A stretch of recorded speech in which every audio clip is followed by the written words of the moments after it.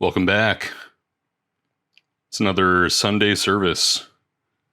And unfortunately, my parts for the Model T are not showing up until Monday.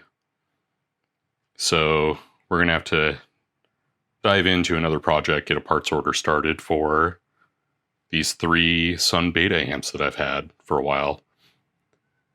And again, these are personal amps. I have the potentially roughest of the 3 on the bench to take a look at first. There's a combo beta lead that I bought off a buddy that just has some background noise. I think it just needs new caps. And then these 2 others, this beta lead that's in questionable state, and then also a beta bass. Now, both of these I've had for years, and I bought off Reverb or various channels for like $100, knowing that they were going to be a pretty big project. By that I mean $100 each. I think maybe like $150 after shipping or something like that. And I knew these would be bigger projects to take on down the road, but I love these amps. I want to keep them out of the landfill. So we're going to take an approach with these that's a little different than what I would do with a customer amp. With a customer amp, I would open it up, find the specific issue, fix that, try to save you money on parts and labor and all that. Because these are my own, and because I know that I already don't have much money in them already, I'm going to take more of a shotgun approach and just go ahead and kind of refurbish these, or go ahead and tackle a handful of things that would be needed at some point. So I may as well just do them now and do kind of a rebuild on all 3 of these at the same time. So let's open this guy up, take a look inside. Basically, we're not going to do any work today. We're just going to be looking at what the state of these 3 amps are. And I'm actually not even going to open up the combo because I know that one is in better shape. So we're really going to just look inside the 2, this one and the beta bass, get a parts list going, kind of get a gauge of where these are at so that I can order parts so that next week we can look at the Sunn Model T and do work there, but then we'll have parts ready to go for these beta basses, or beta lead and beta bass, as soon as the Model T is wrapped up. Okay, so let's take a look inside. Number 1, beta lead in very questionable condition from the outside. Okay, I flipped this thing over. I have not looked at this in maybe 10 years. Shop parts, something, new output transistors, KMA casualty. I don't know what that means. Let me know in the comments if you know what a KMA casualty is. And let's see if we can maybe peel back the tape. Has new, dead KMA. Okay. So a real common issue in these is that the voltage regulators for the plus and minus 15 volts goes out. Those, I think, they don't even make new anymore, so we'll have to get some off eBay or something like that, which can be a little dicey sometimes. Just got to look for good reviews. But yeah, plan of attack before even looking in these is replacing all the electrolytics, including the small signal. I think they're like 25 microfarad caps in these. Tend to go bad. Replace those. Replace the voltage regulators, and then output transformers, or transistors, output transistors as needed.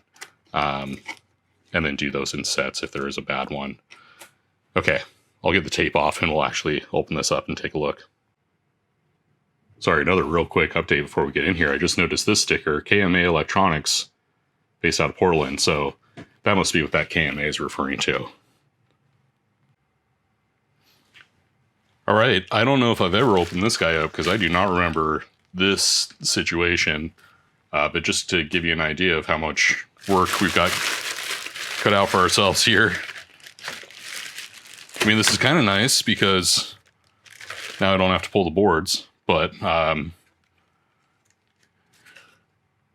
yeah, so it looks like the transistors, the output transistors normally would go here. Those have been pulled. This is our power board, so we're going to need new capacitors here.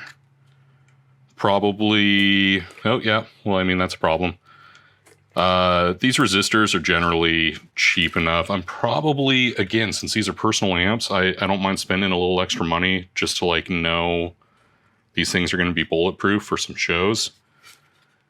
So I'll probably go ahead and replace all of these power resistors. These are the capacitors I believe I was talking about. These are all over the preamp board as well. These look like 10 microfarad at 10 volts. Or no, that's got to be a different voltage. But 10 microfarad here. So all of these small signal electrolytics, for whatever reason, are problematic in these amps. So I probably will just go ahead and, you know, it's arguable which way is better to go with this. If this was a customer amp, I wouldn't do unnecessary work.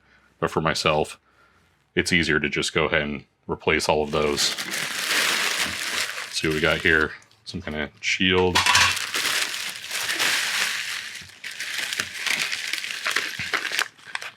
We have a bag with some stuff. Looks like our rectifier here. Some hardware, some broken pots. This one's gonna need a little work. Okay, here's our preamp board. Oh yeah, this is a little dicey.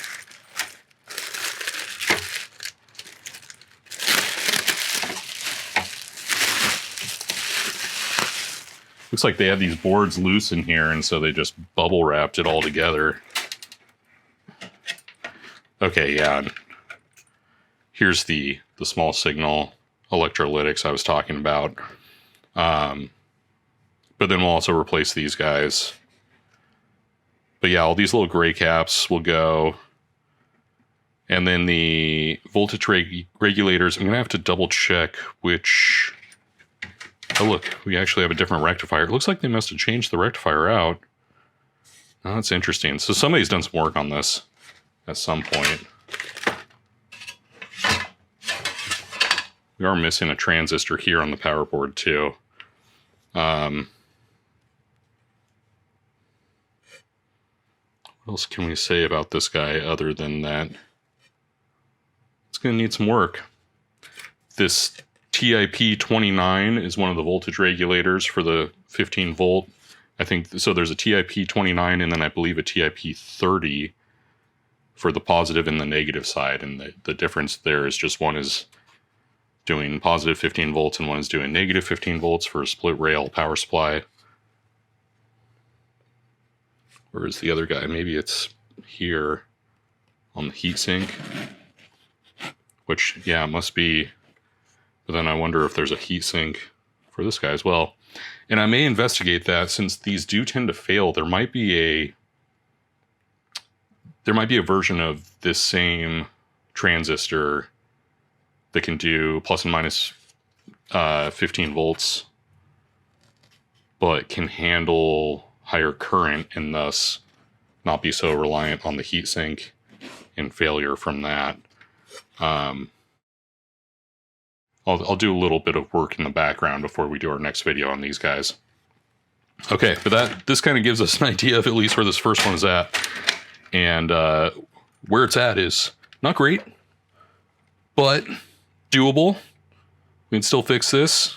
Gonna need to replace a couple of these pots. Man, somebody really reamed on this guy. This part of the board is going to need... Hopefully that's just burned flux that we can clean off with some isopropyl, but it looks like we probably have some lifted. Yep, there's a lifted pad there. So we're going to need to do a little bit of circuit board repair here also for that pot. Somebody really went to town there. And that's okay. You know, we'll get these up and running as best we can. Worst case scenario, we make a couple new boards. But I have another Sunn, as a spoiler alert, that is definitely going to need a new board. But we'll get to that down the road. Okay, so let's dive into the Beta base and see what that guy's looking at. I think I have a good enough idea with this of what needs to be ordered so we can move forward. And now the mighty, slightly more rare Beta Bass. This guy's in slightly better condition. Couple broken pots there. This one is also not the full enclosure. It doesn't have the bottom. So I think that other guy...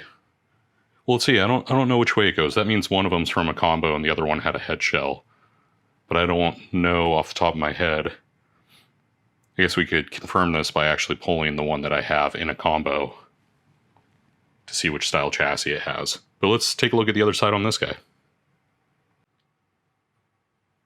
Okay, this one's all put together. That's a nice surprise after the first one. Kind of why I wanted to do it that way. Get the bad news first.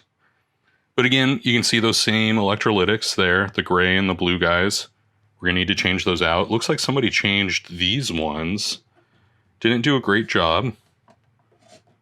Or at least, I shouldn't say that. I would have done this slightly differently. You can see they're not secured, so those legs are going to break eventually. I think I still have a video of it, but I fixed a buddy's Coliseum 300 where it was making this crazy sound where it was like oscillating and whoa, whoa, whoa, whoa, whoa, whoa, whoa, as soon as you powered it on. And it turned out the leg for one of the capacitors in the power section had broken, but was just vibrating against making a connection and not. So it was just the power supply was getting and breaking connection at whatever frequency the amp vibrated at. That was really fun to repair. I'll post that as a short if I can find that video on my phone. It was years ago now, but okay. But same deal. I'm gonna order these caps, all the small guys for the preamp and for the power section. Looks like somebody changed. I don't know if those are original. These ones are purple in this guy, so maybe they changed them.